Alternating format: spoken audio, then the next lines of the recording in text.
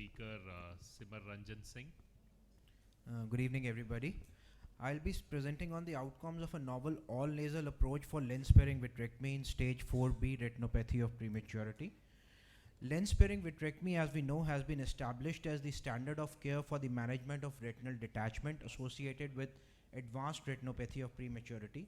The main advantage is it leaves the eye in a phakic status, which is good for the early visual rehabilitation of the child, and also decreases the incidence of glaucoma in these children.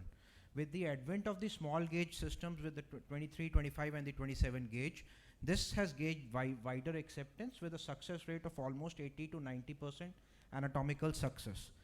But it has certain limitations, and those limitations come in when we get these type of stage 4B cases in which there is peripheral traction which is approaching the retrolental space, especially on the temporal side. And previous studies have shown us that lensectomy might be required in such cases in 30 to 60% of the cases. The problem lies in understanding the basic problem with ROP, that it is inherently a disease that is more severe on the temporal side. There is more avascular retina on the temporal side, thus the traction and the detachment is more severe on the temporal side. Now with a standard vitrectomy approach, 2 of the 3 ports go in on the temporal side. So in that we endanger hitting the retina directly, which is lifted anteriorly, and if we go in more horizontally, we do a lensectomy anyway. So this made us thinking that can a different approach provide a better solution to this? Inspired by the temporal phacoemulsification approaches already described, we decided to go in all nasal. The surgeon sat on the eye opposite to the eye being operated and is operating from over the nasal bridge. The first port goes in the center, and that is for the infusion cannula, and the other 2 ports on the side. The rest of the steps practically remain the same as for any other lens-sparing vitrectomy. We go in, clear the core vitreous, try and release the traction on the retina. We don't go whole hog clearing the hyaloid, just try to release the traction, leave it there and come out.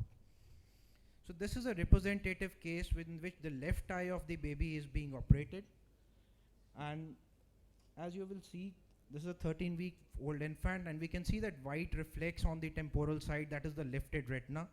The first port is made at 9 o'clock, and this port is used for the infusion. The hands don't cross during the surgery, so it does not come in the way. And the infants have a shallow nasal bridge. The adults have a higher one, so that comes in the way of surgery.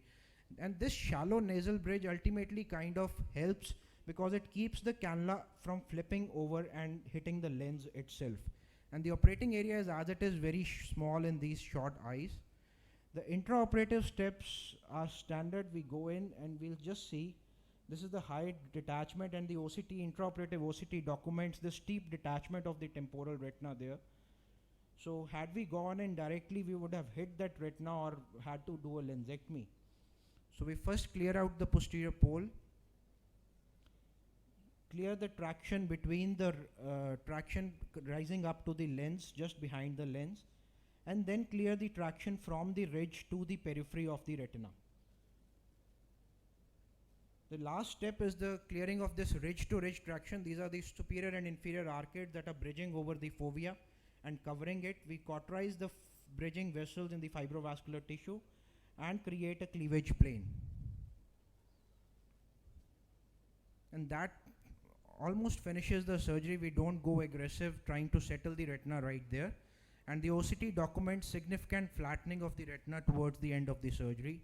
We could do all the maneuvers that we wanted to intraoperatively while using this approach, and we did not have any issues with general anesthesia. The case had a good outcome.